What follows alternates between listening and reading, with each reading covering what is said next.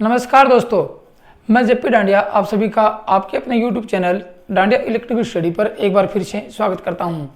दोस्तों, आज के इस वीडियो में देखेंगे कि 3 फेज इंडक्शन मोटर क्या होती है, उसका कार्य सिद्धांत क्या होता है।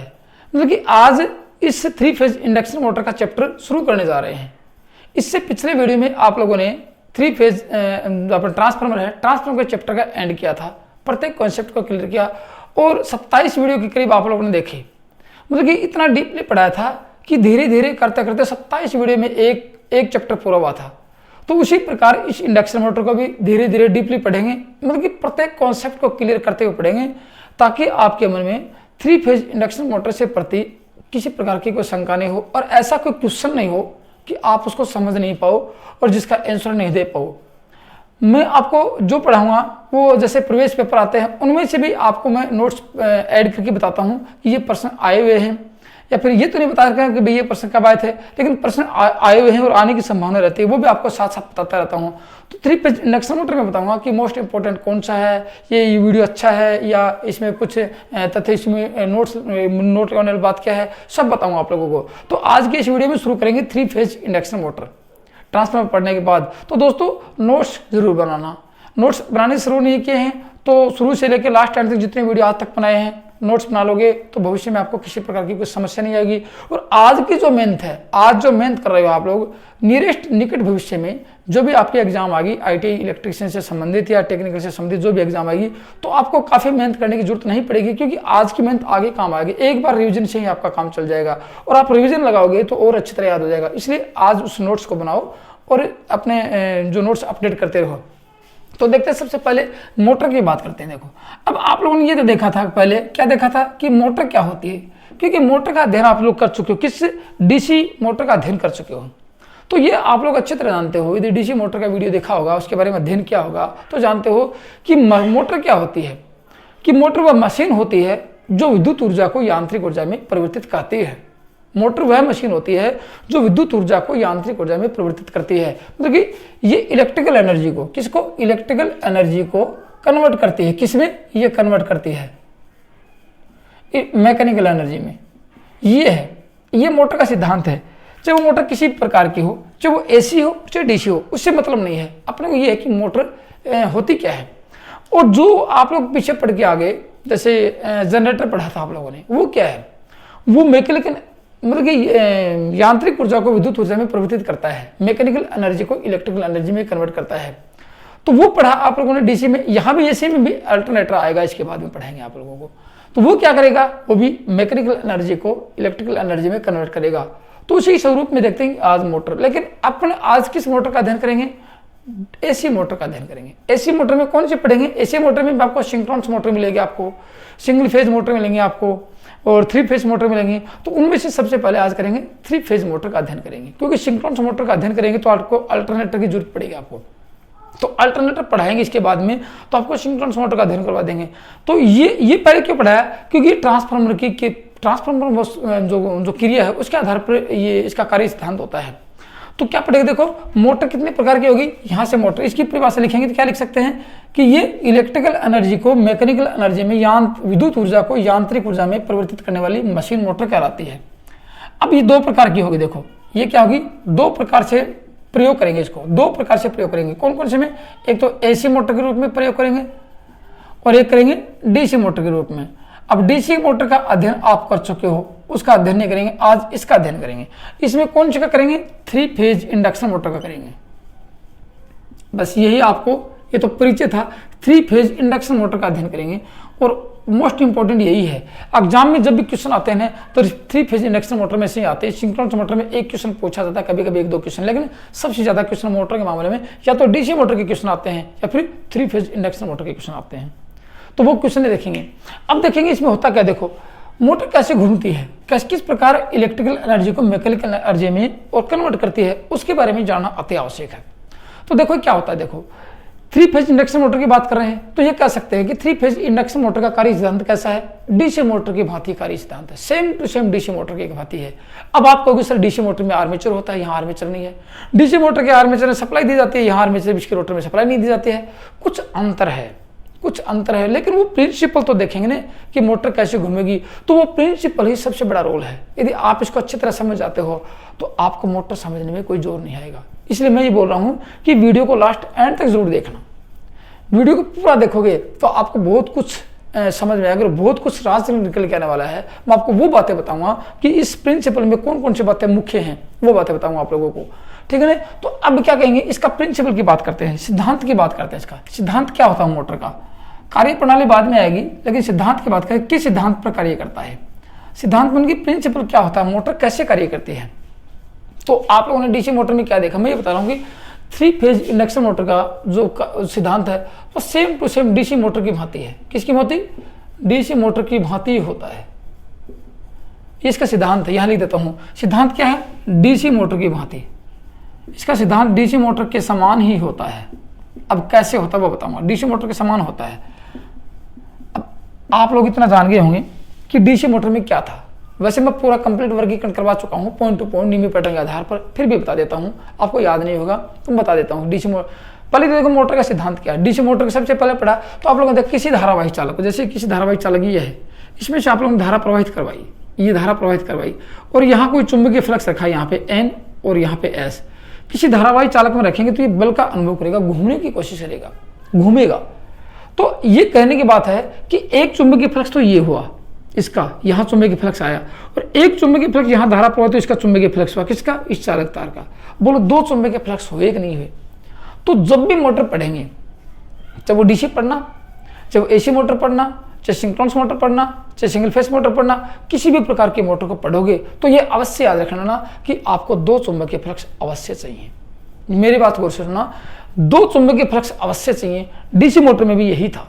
क्या था कि जब किसी धारावाही चालक को किसी स्थिर चुंबकीय फ्लक्स में रखा जाता है तो वह चालक बल का अनुभव करता है, वह चालक बल का अनुभव करता है और बल का अनुभव करेगा तो वो घूमेगा, तो वो घूम जाता है।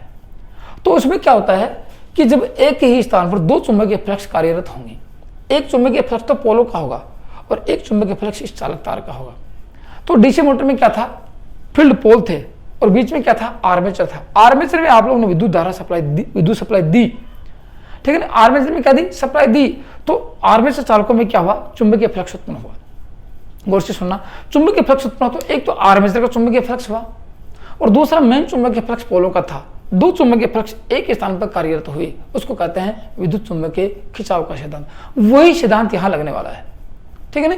तो डीसी मोटर की भांति कैसे कि यहाँ 2 चुंबकीय फ्लक्स चाहिए। तो एसी मोटर पढ़ेंगे, चाहे सिंगल फेज की पढ़ेंगे, चाहे 3 फेज की पढ़ो, आपको 2 चुंबकीय फ्लक्स की आवश्यकता अवश्य पड़ेगी। इसलिए कह सकते हैं मोटर को घुमाने के लिए क्या चाहिए, 2 चुंबकीय फ्लक्स चाहिए। क्या चाहिए, 2 चुंबकीय फ्लक्स चाहिए। आप लोगों ने डीसी मोटर में क्या देखा था, तो एक तो आर्मेचर का चुंबकीय फ्लक्स था और एक फील्ड पोल का चुंबकीय फ्लक्स था। यहाँ भी 2 चुंबकीय फ्लक्स की आवश्यकता होगी। इसलिए कह सकते हैं किसी भी प्रकार के मोटर को चलाएंगे 2 चुंबकीय फ्लक्स अवश्य चाहिए आप लोगों को। चाहे वो किसी भी प्रकार से आप लोग धारा सप्लाई, धारा प्रवाहित करवा के उत्पन्न कर लो या फिर किसी इंडक्शन का प्रयोग करके कर लो, कैसे भी कर लो। चाहे वो बाहर से सप्लाई, एक अपने अंदर से सप्लाई पैदा कर लो, एक बाहर से दे दो, आपको 2 चुंबकीय फ्लक्स अवश्य चाहिए आप लोगों को मोटर को घुमाएंगे। तो डीसी मोटर में 2 चुंबकीय फ्लक्स किसका हुआ, एक तो आर्मेचर का हुआ और एक फील्ड पोल का हुआ। लेकिन यहाँ तो क्या होगा, यहाँ एक ही है, स्टेटर होगा जिसमें विद्युत धारा देंगे लेकिन रोटर को सप्लाई से संयोजित नहीं करेंगे। तो फिर यहाँ 2 चुंबकीय फ्लक्स कैसे उत्पन्न होंगे। इसलिए कहते हैं ये मोटर डीसी मोटर से कुछ अलग है, लेकिन सिद्धांत वही रहने वाला है। वही उसी सिद्धांत को साबित करेंगे कि 2 चुंबकीय फ्लक्स कैसे उत्पन्न करेंगे और मोटर कैसे घूमेगी। वो सिद्धांत जब तक अपन सिद्ध नहीं कर पाएंगे तब तक इस मोटर को चला नहीं पाएंगे। डीसी मोटर तो चल गई क्योंकि 2 सप्लाई दे दिया आप लोगों ने, यहाँ सप्लाई एक ही में देंगे, ठीक है। तो कह सकते हैं कि एसी मोटर को में एसी मोटर जो होते हैं वो डीसी मोटर से कुछ अलग होती हैं, कुछ हटके होती हैं। क्योंकि एसी मोटर में जो रोटर होता है उसको विद्युत सप्लाई से संयोजित नहीं किया जाता है। एसी मोटर के रोटर को विद्युत सप्लाई से संयोजित नहीं किया जाता है और नहीं करेंगे तो चुंबकीय फ्लक्स कहाँ से आएगा, कहाँ से आएगा। तो कह सकते हैं कि एसी मोटर और डीसी मोटर की कार्यप्रणाली में अंतर होता है, सिद्धांत एक ही रहने वाला है। जो मूलभूत है, जो मूलभूत आवश्यकता है, जो मूलभूत प्रक्रिया है वो एक ही रहने वाली है, लेकिन कार्यप्रणाली कुछ अलग होगी। तो आज उस कार्यप्रणाली की बात करेंगे, किसकी, इस थ्री फेज इंडक्शन मोटर की कार्यप्रणाली की बात करेंगे। तो अब तक क्या जो निष्कर्ष मिला वो आपको बताता हूं मैं। तो चलिए अब बताता हूं कि इंडक्शन मोटर में क्या होगा, थ्री फेज इंडक्शन मोटर में क्या होगा, कार्यप्रणाली कैसे होगी, सिद्धांत क्या होगा, किसके सिद्धांत पर कार्य करेगी, अब तक की वो मुख्य बातें आपको बताता हूं। देखो, सबसे पहले मैं चर्चा करता हूं कि इस डीसी मोटर की, क्योंकि सिद्धांत वैसे ही होने वाला है। इसमें क्या था, देखो, एक तो था आपका आर्मेचर, क्या था, एक था आपका आर्मेचर, दूसरा था आपका फील्ड पोल। क्या थे, फील्ड पोल थे। इसमें धारा दी थी, यहां भी धारा, तो एक चुंबकीय फ्लक्स इसका हुआ था phi r, phi a armature का, और एक चुंबकीय flux phi f field pole का। दो चुंबकीय फ्लक्स थे आपके पास। यहां देखो आर्मेचर क्या था, ये घूमने वाला भाग था और ये स्थिर भाग था, याद रखना बात। तो यहां भी क्या होगा, एसी मोटर में भी वही सेम कंडीशन लागू करेंगे। मैं आपको दोनों को कॉम्प्रोमाइज करके दिखाऊंगा, आपको अच्छी तरह समझ में आ जाएगा। यहां क्या लिखेंगे, थ्री फेज इंडक्शन मोटर। क्या लिखेंगे, थ्री फेज इंडक्शन मोटर। दोनों मोटर का एक ही काम था, इलेक्ट्रिकल एनर्जी को मैकेनिकल एनर्जी में कन्वर्ट करना। सेम टू सेम यही था इसका, ये कन्वर्ट किया इसने भी, और ये भी क्या करेगी, इलेक्ट्रिकल एनर्जी को मैकेनिकल एनर्जी में कन्वर्ट करेगी। अब यहां क्या होगा, देखो घूमने वाला भाग क्या होगा, इसके स्थान पर यहां रोटर होगा। क्या होगा, इसके स्थान पर यहां रोटर हो, एक रोटर होगा जिसको कहेंगे घूर्णक, और यहां स्थिर भाग क्या था, फील्ड पोल थे, यहां रहेगा स्टेटर आप लोगों का। दोनों की चर्चा करूंगा, किससे बने होते हैं, क्यों बने होते हैं, इस यदि इस पदार्थ से नहीं बनाएंगे तो क्या होगा, वो बाद में इसके मुख्य भाग आएंगे मोटर के, तब बताऊंगा आप लोगों को। आज क्या पढ़ रहे हैं, सिर्फ कार्यप्रणाली ही पढ़ रहे हैं, इसका इंट्रोडक्शन देख रहे हैं आज। यहाँ पे स्टेटर इसको कहेंगे स्थिरक, बस इतना ही। देखो अब आर्मेचर में ये घूमने वाला भाग, ये भी घूमने वाला भाग था, ये घूमने वाला है और ये स्थिर है, सेम टू सेम इसकी भांति है। अब क्या था, देखो आप लोगों ने यहाँ क्या था, मैं आपको दिखाता हूँ। यहाँ ऐसे था, जैसे ये दो पोल लिया आप लोगों ने, यस, और यहाँ क्या रखा था, या आर्मेचर रखा था, और यहाँ भी डीसी सप्लाई दी थी आप लोगों ने, ये डीसी दी थी प्लस माइनस, और यहाँ भी इन पोलों में डीसी सप्लाई दी या नहीं दी, लेकिन चुंबकीय फ्लक्स एक तो इसका था, एक चुंबकीय फ्लक्स इसका था। ये तो आप लोगों ने सप्लाई दे के चुंबकीय फ्लक्स किया, लेकिन यहाँ क्या कर सकते हैं, यहाँ देखो इसको विद्युत सप्लाई से इसको भी संयोजित किया था, लेकिन यहाँ सप्लाई से संयोजित नहीं करेंगे, नो सप्लाई, यहाँ सप्लाई नहीं देंगे, याद रखना बात। तो देखो कैसे होता है, मैं आपको दिखाता हूँ। जैसे ये ले लिया आप लोगों ने, एक मैं आपको छोटा डायग्राम बना के दिखाता हूँ, आपको अच्छी तरह समझ में आ जाएगा। इसके बदले में देखो ऐसे ये क्या होगा, जैसे आप लोगों ने एक स्टेटर ले लिया। स्टेटर कैसा होता है, देखो आपको मैं कुछ स्वरूप दिखाता हूँ। आप किसी मशीन को खोलते हो, मशीन खोलेंगे तो क्या होगा, जहाँ वाइंडिंग स्थापित हो, गोल वाइंडिंग स्थापित होगी, ऐसे वाइंडिंग होगी ना, वो क्या होगा, वो गोल जिसके ऊपर वाइंडिंग कर रखी है आप लोगों ने, थ्री फेज की वाइंडिंग, सिंगल फेज की वाइंडिंग जो भी आपने स्थापित कर रखी है, जो भी आपने लगाई है, वो क्या होगा, पूरा स्टेटर होगा। मगर मशीन का नहीं घूमने वाला भाग होगा, जो भाग स्थिर होगा। स्थिर क्या है, बॉडी है, बॉडी के अंदर क्या है, स्टेटर है। तो स्टेटर वो घूमेगा, उसके अंदर क्या होगा, तो उसमें वाइंडिंग होगी, वो घूमने वाला नहीं होगा। तो स्टेटर में क्या होगा, आप लोगों की थ्री फेज की वाइंडिंग होगी, याद रखना बात। तो यहाँ क्या है, ये आपका स्टेटर बता देता हूँ। यहाँ पे ये आपका स्टेटर है, जो कि स्थिर रहने वाला भाग है। ये स्टेटर आप लोगों का स्थिर रहेगा। इसमें क्या करेंगे आप लोग, इसमें करोगे थ्री फेज की वाइंडिंग में। छोटा स्वरूप दिखाता हूँ, पर आपको मैं चुंबकीय फ्लक्स कैसे घुमाएंगे वो बताऊंगा। मान लीजिए कि आप लोगों ने इसमें स्टेटर में ये वाइंडिंग कर दिया आप लोगों ने,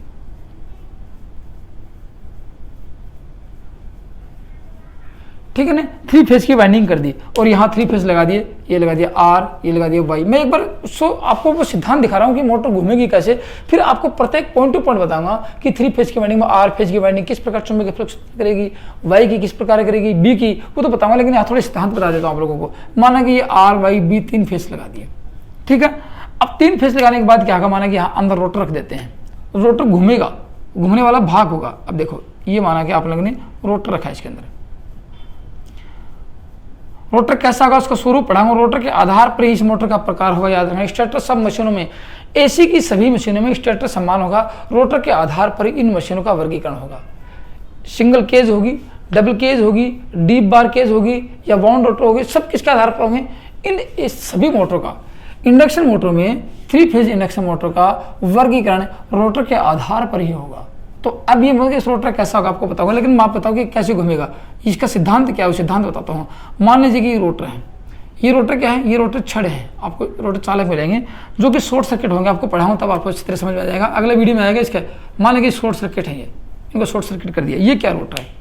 अब थ्री फेज इंडक्शन मोटर में तीन वाइंडिंग की आप लोगों ने, गौर से सुनना, 3 फेज इंडक्शन मोटर में 3 वाइंडिंग की।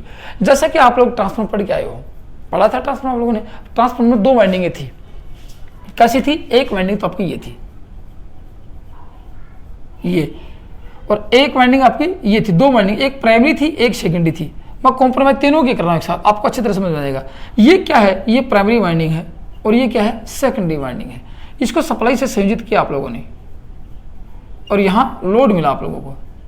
अब देखो वोल्टेज इसमें भी EU है और इसमें भी EMF है कि नहीं है? लेकिन यहाँ EMF आप लोगों ने सप्लाई से नहीं दी, तो आपको EMF कैसे मिला? इसमें EMF कैसे मिला? इसलिए मिला क्योंकि इसका चुंबकीय फ्लक्स कैसा था? चुंबकीय फ्लक्स परिवर्तनशील था। ये परिवर्तनशील चुंबकीय फ्लक्स, इस परिवर्तनशील इस वाइंडिंग में सप्लाई दी तो इसमें चुंबकीय फ्लक्स उत्पन्न हुआ। इसका चुंबकीय फ्लक्स इस वाइंडिंग को काट गया, सब स्पर्श हुआ, इसका लिंक हुआ इस वाइंडिंग के साथ। तो इसमें क्या हुआ? फैराडे का नियम सिद्ध हुआ। ये तो पढ़ा था, फैराडे का नियम सिद्ध हुआ। फैराडे का नियम सिद्ध हुआ तो क्या होगा? इसमें EMF उत्पन्न होगा और वो EMF अपन काम में लेने वाला है, यहाँ लोड लगा देंगे। सेम टू सेम वही कंडीशन है। देखो, इसको सप्लाई से संयोजित नहीं किया, इसको किया था। इसको सप्लाई से संयोजित नहीं किया, इसको किया था। लेकिन डीसी मोटर में दोनों को कर रहे हैं। यहाँ एक को किया था तो यहाँ सप्लाई से संयोजित किसको किया? एक को किया, इस वाइंडिंग को किया। कौन सी को? स्टेटर वाइंडिंग को। ये क्या आप ट्रांसफार्मर की प्राइमरी वाइंडिंग की भांति मान लेते हैं, इस वाइंडिंग की भांति मान लेते हैं। गौर से सुनना, यहाँ एक सिंगल फेज सप्लाई दी, यहाँ 3 फेज सप्लाई दे रहे हैं। तो 3 फेज सप्लाई से क्या होगा? इन वाइंडिंग में जो चुंबकीय फ्लक्स उत्पन्न होगा वो घूमने वाला होगा। चुंबकीय फ्लक्स कैसा होगा? घूमने वाला चुंबकीय फ्लक्स होगा, मतलब घूर्णित करने वाला होगा, रोटेटिंग चुंबकीय फ्लक्स उत्पन्न होगा। क्यों होगा वो आपको बताऊंगा अभी। तो माना कि चुंबकीय फ्लक्स घूमने वाला ऐसे होगा, ये घूम रहा चुंबकीय, हालांकि चुंबकीय फ्लक्स नहीं घूमता है, चुंबकीय फ्लक्स नहीं घूमता, उसके पोल इतनी तेजी से आगे उत्तेजित होते चले जाते हैं कि चुंबकीय फ्लक्स जुड़ जाता है। माना कि ये चुंबकीय फ्लक्स N है और ये पोल N है, ये S है, ये N है, तो ये N बनेगा, फिर ये S बनेगा, ये N बनेगा। तो चुंबकीय फ्लक्स आगे से आगे जुड़ने वाला होगा। वो क्यों होगा अभी बताऊंगा, इसके जस्ट बाद में ही। तो माना कि चुंबकीय फ्लक्स घूमने वाला हो गया, पूरे स्टेटर में चुंबकीय फ्लक्स घूम रहा है, या मान लो किसका? 3 फेज का चुंबकीय फ्लक्स घूमने वाला होगा। तो ये चुंबकीय फ्लक्स क्या है? ये स्टेटर का चुंबकीय फ्लक्स है। ये फाई केस क्या है? स्टेटर का है। या फिर मैं बता देता हूं कि स्टेटर चुंबकीय फ्लक्स, स्टेटर द्वारा उत्पन्न चुंबकीय फ्लक्स है। गौर से सुनना मेरी बात, आपको मैं डीपली पढ़ा रहा हूँ, 0 लेवल से पढ़ा रहा हूँ। ये स्टेटर का चुंबकीय फ्लक्स है। अब ये कैसा है? मतलब स्टेटर की में क्या है? वाइंडिंग है, तो स्टेटर वाइंडिंग द्वारा चुंबकीय फ्लक्स मान लो, ये स्टेटर का चुंबकीय फ्लक्स मान लो। कैसा है? घूमने वाला है। ये फाई घूमने वाला है। अब घूम रहा है, अब कितनी स्पीड से घूमेगा वो फॉर्मूला बताऊंगा आप लोगों को। सर कहोगे ये चुंबकीय फ्लक्स कितनी स्पीड से घूमेगा? वो पोलों की संख्या देखी जाएगी, वो फ्रीक्वेंसी देखी जाएगी। याद रखना, पोलों की संख्या देखी जाएगी, फ्रीक्वेंसी देखी जाएगी, तब आपको लगेगा कि वास्तव में कितनी स्पीड से घूम रहा है। तो ये चुंबकीय फ्लक्स कैसा हो गया? ये चुंबकीय फ्लक्स घूमने वाला होगा। मान लेंगे इसका चुंबकीय फ्लक्स की दिशा क्या है? क्लॉकवाइज है, ऐसे घूम रहा है। अब आप सपोज करना सेम टू सेम ये चुंबकीय फ्लक्स था, परिवर्तनशील था, और इस परिवर्तनशील चुंबकीय फ्लक्स के स्पर्श में कौन सी कॉइल आई? सेकेंडरी कॉइल आई। तो क्या रोटर इस चुंबकीय फ्लक्स के स्पर्श में नहीं हुआ? तो रोटर क्या हुआ? स्टेटर के चुंबकीय फ्लक्स को स्पर्श करता है, स्पर्श करेगा, स्टेटर के चुंबकीय फ्लक्स के साथ लिंक करेगा। अब ये जो लिंक करेगा तो इस स्टेटर में क्या होगा? ये वाइंडिंग तो ही, स्टेटर चालकों में EMF उत्पन्न होगा। माना कि यहाँ EMF उत्पन्न हुआ, किसके नियमानुसार? फैराडे के नियमानुसार। यहाँ फैराडे का नियम लगा, फैराडे के नियमानुसार रोटर में EMF उत्पन्न होता है। बोलो होता कि नहीं होता है? क्योंकि फैराडे का नियम क्या कहता है? जब किसी चालक तार को किसी चुंबकीय फ्लक्स में रखकर घुमाया जाता है, या फिर किसी घूमते हुए चुंबकीय फ्लक्स को चालक तार के साथ स्पर्श करवाते हैं, तो चालक तार में EMF उत्पन्न होता है। तो ये चुंबकीय फ्लक्स परिवर्तनशील घूम रहा है, इस चालक ये चालक है, ये स्टेटर वाइंडिंग, इसके साथ स्पर्श हुआ और रोटर में क्या हुआ? EMF उत्पन्न हुआ। किसके नियमानुसार हुआ? ये फैराडे के नियमानुसार हुआ। बोलो EMF उत्पन्न हुआ, ये रोटर वाइंडिंग है, शॉर्ट सर्किट रोटर वाइंडिंग है, तो इसमें धारा चलेगी कि नहीं चलेगी? मान लेगी इसमें धारा चली, किसमें? रोटर वाइंडिंग में धारा चली। यहाँ क्या होगी? रोटर में धारा प्रवाहित होगी, धारा प्रवाहित होगी, क्योंकि वोल्टेज तो आ गई और शॉर्ट सर्किट वाइंडिंग है, धारा चलेगी। अब आप लोग इतना समझ गए हो, किसी चालक तार में यदि धारा प्रवाहित करवाते हैं तो वह चुंबकीय क्षेत्र स्थापित करती है अपनी चारों ओर। जैसे माना कि ये कोई चालक तार है, इसमें धारा प्रवाहित करवाई आप लोगों ने, तो इसके चारों ओर चुंबकीय फ्लक्स स्थापित होगा, चुंबकीय क्षेत्र स्थापित होगा। तो क्या इसमें चुंबकीय फ्लक्स स्थापित नहीं हुआ? इसमें भी चुंबकीय फ्लक्स स्थापित हुआ। तो ये क्या हो गया? ये रोटर क्या करेगा? इस तरह से क्या होगा, रोटर चुंबकीय फ्लक्स स्थापित करेगा, चुंबकीय फ्लक्स स्थापित करेगा। पॉइंट टू पॉइंट लिखवा रहा हूं आप लोगों को, रोटर क्या करेगा, चुंबकीय फ्लक्स स्थापित करेगा। क्यों? क्योंकि धारा प्रवाहित हुई है। क्यों हुई? क्योंकि वोल्टेज है किसके नियम अनुसार, फैराडे के नियम अनुसार। क्यों हुआ? क्योंकि चुंबकीय फ्लक्स घूम रहा है और इसको साथ स्पर्श कर रहा है, क्योंकि चुंबकीय फ्लक्स पूरे स्ट्रक्चर में घूमेगा, इसको काटेगा। अब एक चुंबकीय फ्लक्स तो ये हो गया और एक चुंबकीय फ्लक्स, देखो एक चुंबकीय फ्लक्स तो ये है और एक चुंबकीय फ्लक्स इसका है। बोलो दो चुंबकीय फ्लक्स हुए कि नहीं हुए? हो गए। मैंने ये बताया था यहाँ पे कि दो चुंबकीय फ्लक्स होंगे। मोटर को घुमाने के लिए कितने चुंबकीय फ्लक्स की आवश्यकता होगी? दो की होगी। अब देखो, अब कहोगे सर कौन सा चुंबकीय फ्लक्स या कौन सा पार्ट घूमेगा? एक पार्ट तो ये था जिसने चुंबकीय फ्लक्स स्थापित किया और एक पार्ट ये था जिसने चुंबकीय फ्लक्स स्थापित किया, जो फ्री होगा, जो फ्री मूवमेंट घूमने वाला होगा वो घूमेगा। यहाँ तो ये तो स्थिर है, घूमने वाला भाग कौन सा है? रोटर है। रोटर के चाल के ऊपर बल लगेगा, ठीक है ना। रोटर के चाल के ऊपर बल लगा, जो लेंज के नियम अनुसार पता कर सकते हैं अपन यहाँ पे, ठीक है ना। जो लेंज के नियम अनुसार पता कर सकते हैं, रोटर के चाल के ऊपर बल लगेगा। अब बल लगेगा तो क्या होगा, ये रोटर घूमना शुरू कर देगा, ये रोटर घूमना शुरू कर देगा। तो मैंने क्या बताया था कि एक स्थान पर दो कार्यरत चुंबकीय फ्लक्स होंगे तो वहां पे वो चालक जो फ्री होंगे वो घूमने की कोशिश करेंगे और रोटर घूमने लग जाएगा। अब निष्कर्ष क्या निकला अब तक का वो देखते हैं। निष्कर्ष ये निकला, ये मोटर किसके सिद्धांत पर कार्य, किसके सिद्धांत पर कार्य की? यहाँ इंडक्शन का प्रभाव हुआ। फैराडे के कौन सा नियम है? फैराडे के विद्युत चुंबकीय प्रेरण का नाम लिख देता हूं मैं यहाँ पे। फैराडे के विद्युत चुंबकीय प्रेरण, किसका नियम लगा यहाँ पे? फैराडे का विद्युत चुंबकीय प्रेरण के नियमानुसार, फैराडे के विद्युत चुंबकीय प्रेरण के नियमानुसार रोटर में क्या हुआ? ईएमएफ उत्पन्न हुआ। तो अब ये मोटर किसके सिद्धांत पर कार्य करेगी? रोटर में जो चुंबकीय फ्लक्स हुआ उसकी बात की बात है, लेकिन ईएमएफ कैसे उत्पन्न हुआ इसके अंदर? तो एक तो दो क्रिया लगी। एक तो क्रिया कौन सी लगी? ट्रांसफॉर्मेशन क्रिया, स्थानांतरित हुई है। क्या लगी? ट्रांसफॉर्मेशन क्रिया लगी। याद रखना बात, कौन सी क्रिया लगी यहाँ पे? तो इस रोटर में ईएमएफ क्यों उत्पन्न हुआ? रोटर में जो ईएमएफ उत्पन्न हुआ किस क्रिया से ईएमएफ? तो काफी बार पूछा जाएगा रोटर में ईएमएफ किस क्रिया से उत्पन्न हुआ। तो यहां लिखेंगे रोटर में ईएमएफ, ये हुई ना, रोटर में ईएमएफ ट्रांसफॉर्मेशन क्रिया। एक तो आगे ट्रांसफॉर्मेशन क्रिया यहां लिख दो कि रोटर में ईएमएफ, यहां लिख देता हूं इसके नीचे, रोटर में ईएमएफ ट्रांसफॉर्मेशन क्रिया।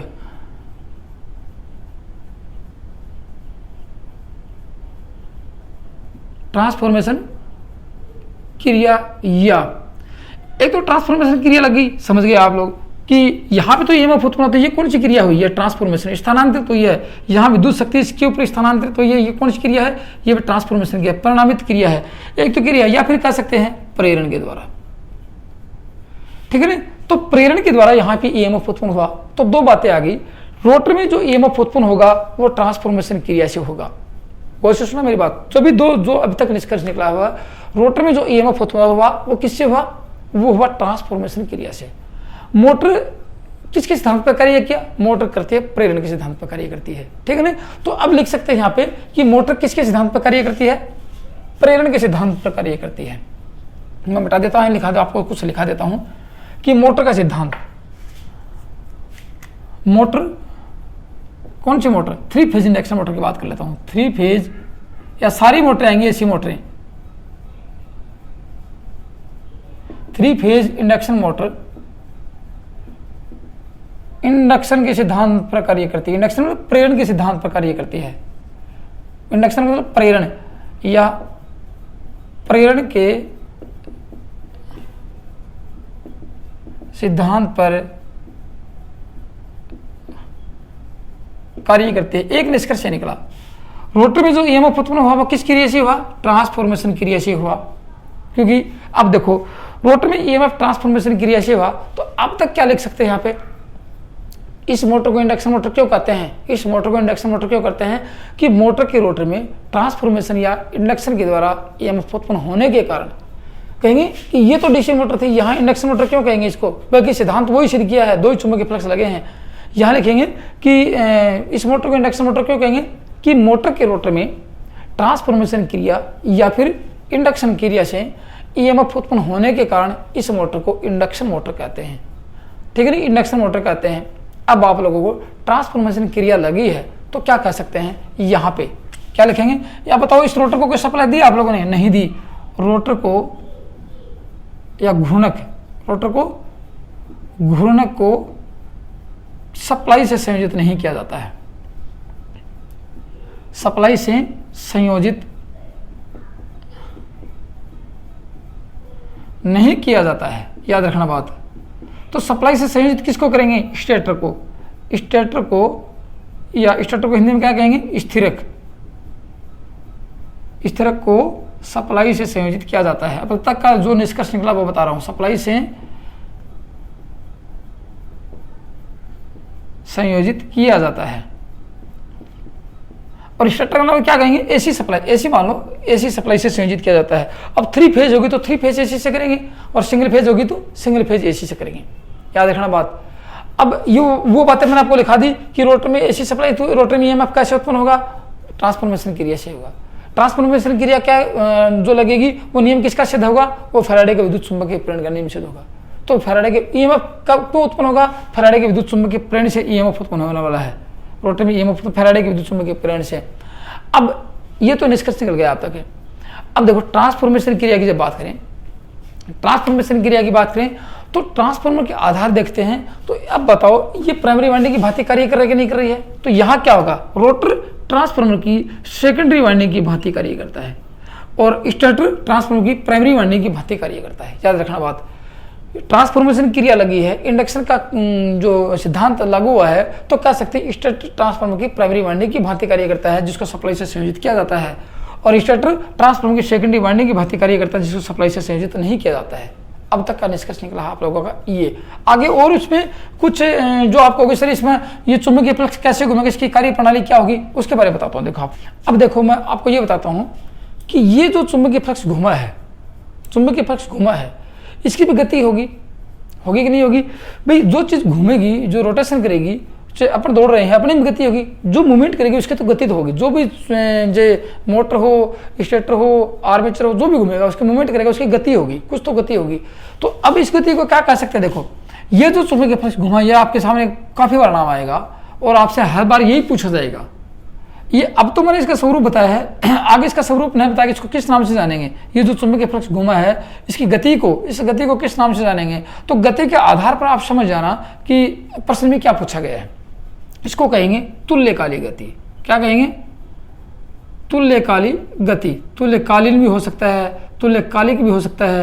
ये होगी तुल्यकाली गति, जिसको अंग्रेजी में कहते हैं सिंक्रोनस स्पीड। क्या कहेंगे? सिंक्रोनस स्पीड हो सकती है ये, इसको कहेंगे सिंक्रोनस स्पीड। सिंक्रोनस स्पीड होगी आप लोगों की। अब बताओ सिंक्रोनस स्पीड क्या होती है, तुल्यकालिक गति किसे कहते हैं? तो आपका निष्कर्ष एक ही निकलता है, मुद्दा आपका एक ही निकलता है कि स्टेटर में जो चुंबकीय फ्लक्स घूमता है उसको सिंक्रोनस गति के नाम से जाना जाता है। स्टेटर में जो चुंबकीय फ्लक्स घूमेगा, अब जो सिंगल फेज की होगी तो घूमेगा कि नहीं घूमेगा वो बाद की बात है। 3 फेज में जरूर घूमेगा, 2 फेज में घूमेगा। सिंगल फेज में फेजों को स्प्लिट कर देंगे तो घूम जाएगा, घूमेगा वहाँ पे। एक फेज को 2 भागों में बांट देंगे तो वहाँ भी घूम जाएगा। लेकिन स्टेटर में जो चुंबकीय फ्लक्स होगा, उत्पन्न होगा, और जो घूमेगा उसकी गति को कहेंगे तुल्यकालिक गति। तो हमेशा आपसे यही पूछा जाएगा कि तुल्यकालिक गति किसे कहते हैं। बहुत बार पूछा जाता है एग्जाम में ये बात, तुल्यकालिक गति क्या होती है, तुल्यकालिक गति को किस नाम से जाना जाता है, या रोटर की घूमने की गति, स्टेटर की घूमने की गति को क्या कहेंगे, स्टेटर में चुंबकीय फ्लक्स घूमने की गति को क्या कहेंगे। तो आपका एक ही निष्कर्ष निकल आता है, स्टेटर में जो चुंबकीय फ्लक्स घूम रहा है उस घूमने वाले चुंबकीय फ्लक्स को कहेंगे, उस घूमने वाले चुंबकीय फ्लक्स की गति को कहेंगे तुल्यकालिक गति होती है। अब ये जो रोटर घूमेगा इसको क्या कहेंगे? ये रोटर घूम रहा है, इसको भी कहेंगे ये रोटर की गति है। ये क्या है? रोटर स्पीड है। ये क्या है? रोटर स्पीड है। अब इतना आप लोग समझ चुके हो कि तुल्यकालिक गति है, ये घूम रही है। इस तुल्यकालिक गति नहीं होती तो क्या रोटर के साथ चुंबकीय फ्लक्स लिंक करता? नहीं करता। और ये रोटर कब तक घूमता रहेगा? जब तक इसमें ईएमएफ उत्पन्न होता रहेगा। गौर से सुनना, ये रोटर कब तक घूमता रहेगा? जब तक इसमें ईएमएफ उत्पन्न होता रहेगा। और ईएमएफ कब तक उत्पन्न होता रहेगा? जब ये चुंबकीय फ्लक्स इसको काटता रहेगा। गौर से सुनना, जब तक ये चुंबकीय फ्लक्स इसको काटता रहेगा तो इसमें ईएमएफ उत्पन्न होता रहेगा, और ईएमएफ उत्पन्न होता रहेगा तो इसमें धारा प्रवाहित होती रहेगी, और रोटर में जो चुंबकीय फ्लक्स उत्पन्न होता रहेगा। तो जब तक इसमें धारा प्रवाहित होगी, चुंबकीय फ्लक्स स्थापित होता रहेगा तो रोटर घूमता रहेगा। तो ये कह सकते हैं क्या कि इसकी गति, माना कि इसकी गति आप सपोज करो, इसकी गति आप 1000 आरपीएम मान लेते हो।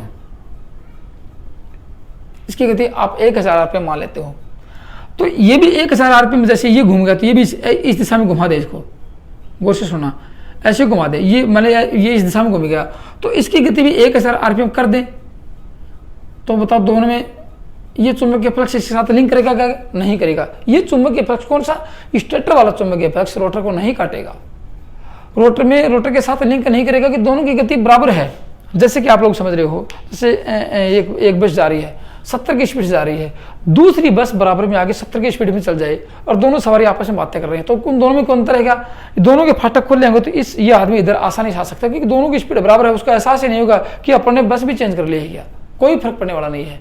यदि 1% अंतर होगा तो झटका लगेगा उसको। तो यहाँ दोनों गति बराबर तो कह नहीं सके, ये चुंबकीय फ्लक्स इसको नहीं काटेगा तो रोटर रुक जाएगा।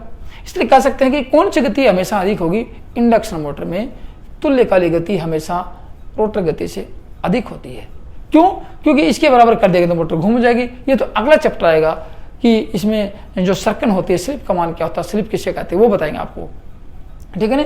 अब उसके मतलब ये निकलते हैं कि इसका जो चुंबकीय फ्लक्स घुमा है वो क्यों घुमा है, चुंबकीय फ्लक्स घूमने वाला क्यों होता है, उसके बारे में चर्चा करते हैं। कार्यप्रणाली आप लोग देख ली, सिद्धांत देख लिया, किस प्रकार ये मोटर कार्य करेगी, किस प्रकार घूमेगी, और जो रोटर की गति होगी ये गति क्या करेगी, बाहर शाफ्ट मिलेगी, वहां क्या मिलेगी आपको, यांत्रिक ऊर्जा मिलेगी। तो आपने दी कौन सी ऊर्जा, आप लोगों ने इसको विद्युत ऊर्जा प्रदान की, यहाँ क्या मिला, स्पीड मिली आप लोगों को, टार्क मिला आप लोगों को, घुमाव मिला आप लोगों को, तो उसको क्या कहेंगे, ये एक प्रकार की यांत्रिक ऊर्जा है, मैकेनिकल एनर्जी है। तो इलेक्ट्रिकल एनर्जी को मैकेनिकल एनर्जी में इसने कन्वर्ट करके दिया है, उसी को कहते हैं मोटर। डीसी मोटर यही करती है, इलेक्ट्रिकल एनर्जी को मैकेनिकल एनर्जी में कन्वर्ट करती है, वो भी डीसी मोटर थी, लेकिन सिद्धांत वही सेम टू सेम यहाँ लागू हुआ है। तो सबसे पहला मुद्दा निकलता है कि आपको जब भी किसी प्रकार की मोटर को घुमानी है या किसी पार्ट को घुमाना है तो दो चुंबकीय फ्लक्स अवश्य चाहिए आप लोगों को, ठीक है ना, दो चुंबकीय फ्लक्स अवश्य चाहिए आप लोगों को, तब जाके कह सकते हैं कि मोटर घूमने वाली होगी। अब आपको बताता हूं कि चुंबकीय फ्लक्स घूमता कैसे है, घूमने की बात करते हैं, ये आप लोगों ने देख लिया यहाँ तक कि अब घूमने वाले चुंबकीय फ्लक्स की बात करें तो आपको कुछ और बातें बताने वाला हूं जो कि एग्जाम में अब तक आई हैं और आने की संभावना हरदम बनी रहती है। क्यों, देखो उसके बारे में बताता हूं आप लोगों को। जैसे आप लोगों ने स्टेटर देखा, ठीक है ना, जैसे आप लोगों ने क्या देखा, स्टेटर देखा, मैं स्टेटर को दिखा देता हूं, आप देखो स्टेटर देखा आप लोगों ने। अब कितनी फेज की वाइंडिंग की, गौर से सुनना, कितनी फेज की, 3 फेज की वाइंडिंग की। अब इतना आप लोग पॉलीफेज का चैप्टर पढ़ा, मैंने ये कहा था कि एसी का चैप्टर जितना पढ़ लोगे एसी मशीन पढ़ने में जोर नहीं आएगा। एसी के चैप्टर मैंने आपको 2 पढ़ाए थे, कौन कौन से, एक तो पढ़ा था सिंगल फेज और एक पढ़ा था पॉलीफेज। यहाँ कौन सी मोटर की बात कर रहे हैं, पॉलीफेज मोटर की बात कर रहे हैं। तो पॉलीफेज के चैप्टर में स्टार, डेल्टा, या 3 फेज वाइंडिंग, 3 फेज वाइंडिंग में फेज एंगल, फेज कोण, वाइंडिंग के बीच का कोण, तो ये सब पढ़ा था आप लोगों को। यदि वो देखा होगा, आप लोगों ने नहीं देखा तो स्टार डेल्टा कनेक्शन जाके या पॉलीफेज के चैप्टर को जाके अच्छी तरह देखोगे तो आपको वहीं भी समझ में आ जाएगा कि स्टेटर का चुंबकीय फ्लक्स क्यों घुमा है। फिर भी आप लोगों को ध्यान नहीं है, नोट्स बनाए हैं, पढ़ा है, ध्यान नहीं है, तो फिर आपको बता देता हूँ, लेकिन फिर भी आप उसका जाके अध्ययन जरूर करना पॉलीफेज के चैप्टर, क्योंकि पॉलीफेज की मशीन ही पढ़ रहे हैं। आगे आप अल्टरनेटर भी पढ़ोगे पॉलीफेज का, 3 फेज का अल्टरनेटर पढ़ोगे, 3 फेज का ट्रांसफार्मर पढ़ के आगे मैंने आपको रिवीजन साथ साथ कराया है, और 3 फेज के आज मोटर पढ़ रहे हैं, तो पॉलीफेज के चैप्टर से संबंधित हैं। सिंगल फेज की मोटर की बात करेंगे तो एसी का चैप्टर आपको पढ़ना उससे संबंधित है, लेकिन एसी के चैप्टर पढ़ने, एसी मशीन पढ़ने से पहले एसी के चैप्टर पढ़ने अनिवार्य हैं। तो उसको आप जितना अध्ययन करोगे उतना कम ही है, क्योंकि मशीनें उतनी आसान हो जाएंगी। तो अब बताते देखो, माना कि 3 फेज की वाइंडिंग स्थापित कर दिया आप लोगों ने, गौर से सुनना मेरी बात, एक वाइंडिंग ये कर लिया आप लोगों ने, ये वाइंडिंग कर लिया आप लोगों ने, एक वाइंडिंग कर ली। अब आपको मैं वो चीज दिखाता हूं, आपको कौन सी, देखो गौर से सुनना, मैं ये नहीं मिटाने वाला हूं कि आप इसका नोट्स बना लेना, कोई बात नहीं है। मैं आपको एक वेव दिखाता हूं, आप लोगों ने मेरे एसी का चैप्टर देखा हो तो वेव देखिएगा आप लोगों ने, ये आप लोगों को वेव दिखाता हूं मैं, ये प्लस और ये माइनस, दोनों को कॉम्प्रोमाइज करवाता हूँ, यहाँ भी आएगा और यहाँ भी आएगा, दोनों की कॉम्प्रोमाइज करवाएंगे। माना कि आर फेज की बात करते हैं, एक फेज ये हुआ एक फेज। अब एक फेज ये हुआ, एक फेज से दूसरे फेज तीनों कॉइलें 120 डिग्री के अंतर पर स्थापित करेंगे। मैंने आपको बताया था कि फेज सीक्वेंस क्या होता है, तीनों कॉइलों के बीच में 120 डिग्री का अंतर होगा, तब जाके स्टेटर में यहाँ 3 कॉइलें होंगी, तीनों कॉइलों के बीच में कितनी डिग्री का अंतर स्थापित करेंगे, 120 डिग्री, एक प्रत्येक 120 डिग्री के अंतर पर एक ही कॉइल रखते जाएंगे। तो 3 फेज होंगे, 120 डिग्री का अंतर, तो 120, 120 और 120 क्या होगा, 360 हो गया। तो इस पूरे सर्किल में, पूरे स्टेट में कितने डिग्री का कोण है, 360 डिग्री का कोण है। इसलिए एक कॉइल और दूसरी कॉइल के मध्य कितने डिग्री का कोण रखेंगे, 120 डिग्री का। तो काफी बार प्रश्न पूछा जाता है कि मोटर के स्टेटर में तीनों कॉइलों के मध्य कितने डिग्री का अंतर रखा जाता है। काफी बार पूछा गया है, बहुत सिंपल क्वेश्चन है। कितना? 120 डिग्री का। ठीक है, क्यों? क्योंकि वहां पे कोण कितने हैं? 360 डिग्री के। कॉइल कितनी स्थापित कर रहे हैं? 3 फेज की। तो 3 फेज में 360 में 3 का भाग देंगे, 120 डिग्री आएगा। तो प्रत्येक 120 डिग्री के बाद में ये 90 डिग्री आ गई, यहाँ 120 डिग्री के बाद में दूसरा फेज बनेगा। यहाँ पे क्वेश्चन सुनना, फिर यहाँ से 120 डिग्री के बाद में ये 180 आएगा, तो यहाँ से 101, यहाँ से ये 90, 120 और यहाँ से 180 से पहले यहाँ एक फेज ज़्यादा चला गया, एक फेज यहाँ से बनेगा, ऐसे वेव बनेगी इसकी। तो इसकी वेव तो ऐसे आ गई, ठीक है ना, और इसकी वेव ऐसे आ गई यहाँ पे। तो ये क्या है? आर, ये क्या था? वाई, और ये बी है। गौर से सुनना, यहाँ पर क्या है? तीनों देखो, यहाँ पे ये आर फेज का पहला सिरा, ये देखिए ये आर, ये घूम के गया ये बी, और ये क्या आ गया? वाई। यहाँ 3 फेज की कॉइल स्थापित कर रहे हैं। तो आर फेज देखो, यहाँ से आर फेज क्या है? 0 डिग्री पे, 180 डिग्री पे आर फेज का पहला सिरा, 180 डिग्री पे लगा दिया मैंने आर फेज। तो आर फेज का पहला सिरा, आर फेज का दूसरा, एक कॉइल लगा दिया आप लोगों को, ठीक है ना, एक कॉइल लगाई और ये आर फेज का पहला सिरा और दूसरा सिरा हो गया। बोले यहाँ तक समझ में आ गया। फिर कहेंगे प्रत्येक 120 डिग्री के बाद में दूसरी कॉइल स्थापित करेंगे, प्रत्येक 120 डिग्री के बाद में। तो दूसरी कॉइल कौन सी आ गई? देखो यहाँ से दूसरी कॉइल उठती है, आपको एक कॉइल तो नेगेटिव, ये बी कॉइल, देखो ये वाई कॉइल है, वाई तो नेगेटिव चलेगी, ये पॉजिटिव आ गई। तो पॉजिटिव ये ऊपर रहेगी, नेगेटिव नीचे रहेगी। तो यहाँ लिख सकते हैं ये पॉजिटिव रहेगी और ये नेगेटिव रहेगी। तो यहाँ लिख सकते हैं एक कॉइल 120 डिग्री के अंतर पर, तो ये हो गया 120 डिग्री के अंतर पर ये, और एक कॉइल 120 डिग्री के अंतर पर ये होगी। और यहाँ आपका रोटर है। इस प्रकार यहाँ आपका क्या रहेगा? रोटर रहेगा यहाँ पे, और कनेक्शन आपको मैंने दिखा दी, ये रोटर रहेगा आपको अंदर। अब देखना, ये हो गया आपका स्टेटर, ये आर, ये आपकी जो वाई फेज है वो ये वाई फेज और ये बी फेज, और ये वाई का दूसरा सिरा, ये बी का दूसरा सिरा, ठीक है ना। तो ये होगा पहला सिरा, पहले सिरे का मैं राइट प्लेस दिखा देता हूँ आपको। ये आर फेज है, ये वाई है और ये बी है, और ये आर है, ये आर फेज, ये सेकंड सिरे हैं। अब गौर से सुनना मेरी बात, देखो यहाँ से इस फेज की बात करें, ये 0 पे है, तो आई में, इस आर फेज में आई, आर का मान कितना होगा? 0 होगा। तो क्या कुछ चुंबकीय फ्लक्स स्थापित होगा? नहीं होगा, कोई चुंबकीय फ्लक्स स्थापित नहीं होगा। इस आर में क्या होगा? ये पॉजिटिव है, देखो ये पॉजिटिव है, ठीक है ना, ये आर में। अब वाई का सिरा क्या है? यहाँ पे देखो ये 2 सिरे क्या हैं? ये नेगेटिव हैं, ये 2 सिरे क्या हैं? ये पॉजिटिव हैं, बी का पॉजिटिव। तो पॉजिटिव होगा तो इसमें चुंबकीय फ्लक्स स्थापित होगा। गौर से सुनना, इनके बीच में, प्रत्येक के बीच में क्या है? 60 डिग्री का कोण है, प्रत्येक कॉइल 60 डिग्री का। लेकिन तीनों कॉइल स्टार पर जोड़ देंगे कितना हो गया? देखो 6 कुल कितने हो गए? 360 डिग्री का कोण हो गया। प्रत्येक कॉइल के बीच में 60 डिग्री का कोण है। तो इसमें पॉजिटिव है और इसमें पॉजिटिव है, क्योंकि पॉजिटिव दिशा में ऊपर है ये दोनों सिरे। देखो इसका ये सिरा पॉजिटिव दिशा में है और एक सिरा ये सिरा, और ये पॉजिटिव और ये नेगेटिव, और ये 0 पे है। तो इन दोनों में क्या होगा? देखो यहाँ से लेके यहाँ तक की बात करें, यहाँ से लेके यहाँ तक की बात की जाए तो ये हो गया आपका चुंबकीय फ्लक्स। ये दोनों के दोनों चुंबकीय फ्लक्स स्थापित करेंगे पॉजिटिव रूप में, और ये दोनों के दोनों चुंबकीय फ्लक्स स्थापित करेंगे नेगेटिव रूप में। यहाँ से देखना मेरी बात। अब यदि आप लोगों ने 60 डिग्री घुमाया, फेज सीक्वेंस को 60 डिग्री घुमाया, 60 डिग्री घुमाते क्या होगा? ये आर फेज यहाँ आ जाएगा, ये वाई फेज यहाँ चला जाएगा। तो दिखाता हूँ कि फिर बाद में कौन कौन से में ईएमएफ उत्पन्न होगा। 60 डिग्री घूमते ही, माना कि इसमें आपने इसको क्लॉकवाइज घुमाया, एंटी क्लॉकवाइज घुमाया, 60 डिग्री घुमाते क्या होगा? कुछ कंडीशन बदल जाएगी। ये आर फेज यहाँ चला जाएगा, लेकिन ये बी फेज यहाँ पे आएगा। तो इन दोनों में ये क्यों आगे से खींचेगा, यहाँ ईएमएफ उत्पन्न होगा, जो फ्लक्स उत्पन्न होगा, क्योंकि इसमें धारा प्रवाहित होगी, फ्लक्स होगा, यहाँ फ्लक्स होगा। तो ये क्या होगा? ये कंडीशन ऐसे बदल जाएगी कि यहाँ पे ये इनमें और इनमें ईएमएफ यहाँ हो जाएगा। तो पहले ईएमएफ देखो ये काले रंग दिखा, तो पहले तो ईएमएफ की दिशा ये थी, अब ईएमएफ की दिशा उस चुंबकीय फ्लक्स की दिशा ये होगी।